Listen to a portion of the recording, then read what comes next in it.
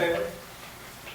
Motion passes 5-0. On Tuesday, Belfast City Council unanimously passed a proposal put forth by City Fire Chief Patrick Richards to increase ambulance service rates for the neighboring towns under contract with them for the next 2 years. It was time to reevaluate and come up with another contract. The towns of Northport, Belmont, Morrow, Waldo, and Swanville are currently under contract with Belfast for their ambulance services. According to Chief Richards, a base rate was first needed for the new contracts. He says last year's operational budget, divided by last year's total runs, determined its cost per call to be just over $500. That number was then multiplied by the town's call volume. Data provided by Chief Richards shows the total number of EMS calls each town had last year, and what each town is currently paying for the city's resources. Once year one of the city-approved contract goes into effect, these numbers increase significantly.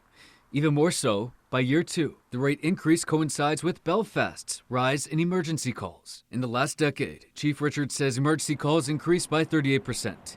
Over 2,500 ambulance calls occurred last year alone. He says the costs of apparatus, equipment, supplies, and demand for staffing have all risen as well. This new rate will more evenly disperse the cost of the ambulance service to our subscribers, so it won't be the city of Belfast picking up the shortfalls, when it comes to budgetary expenses. Officials from two of the impacted towns spoke with us over the phone on Wednesday.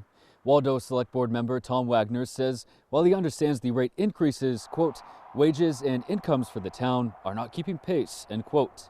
In Belmont, its fire chief and EMA director, Ron Harford, told me, quote, Belfast does a great service. It costs money to run ambulances. I can understand why it has to go up, end quote.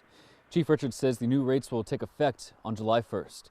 In Waldo County, Doug Banks, ABC 7 and Fox 22 News.